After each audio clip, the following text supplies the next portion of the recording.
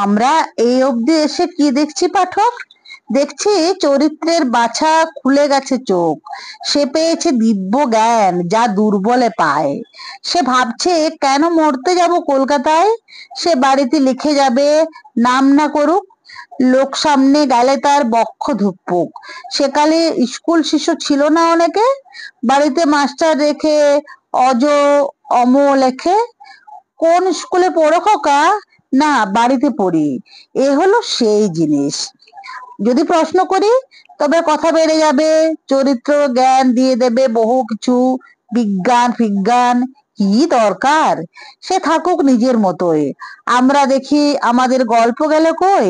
গল্পটি এগিয়ে গেছে 1 মাস আরো। ঘটেনি বিশেষ কিছু, ধরে নিতে পারো। বর্ষা আরো বেড়ে গেছে কয়েকদিন ধরে, কেবল ঝিরঝির রোদ অবরে সবরে। চরিত্র বন্ধুকে চলছে এড়িয়ে, যখন বন্ধু বলে গেছে পরে বুঝবে বাছাধন। এবার গল্পটি এসে যেথা ল্যান্ড করে, সেখানে চরিত্র ফিরছে সন্ধ্যাবেলা ঘরে। নিজ গলি মুখে পৌঁছে অবাক দেখে সে, পিসিও গলির মুখে দাঁড়িয়েছে এসে। কি হলো এখানে? পিসি বলে, তোর কাছে দুটো মেয়ে অনেকক্ষণ এসে বসে আছে।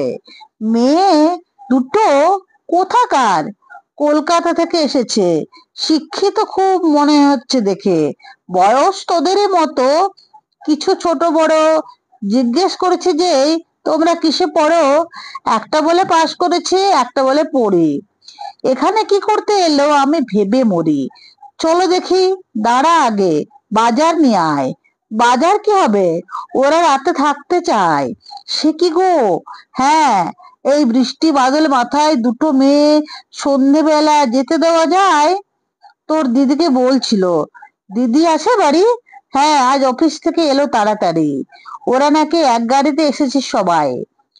তোর দিদিকে চিনতো না তো, কথা হয়নি তাই। বাড়ি এসে হলো। ওরা কি বলছে দিদিকে? বলছিল হোটেল কিছু আছে কি এদিকে, রাতে গিয়ে থাকবে। ভাবলে রাগ ধরে যায়। হোটেল থাকবার মতো এখানে কোথায়? তাই তো বললাম আমরা। তা তোর কাছে কি দরকার? কি আনতে হবে জলদি দাও দেখি। মাছ আর 4টে ডিম। 1 কেজি পটলও আনিস। যা আমি চাই না তাই করতে হলো। সন্ধেবেলা মাছ বাজারে প্যাচপেচে কাদা। আর হ্যাঁ, পেঁয়াজ মারছো। আর একটু আদা। সকালে বাজার হয় না, হবেটা কি করে? বাড়ির ছেলেই যদি বাইরে বাইরে ঘোরে। আরে, ছাতাটা তো নিবি। আর একটু মিষ্টিও আনিস, তোর পয়সা থেকে পরে দিয়ে দেবো। চরিত্র এরপর ঘোরে মাছের বাজারে। ভেবে পায় না কারা এলো, কারা আসতে পারে।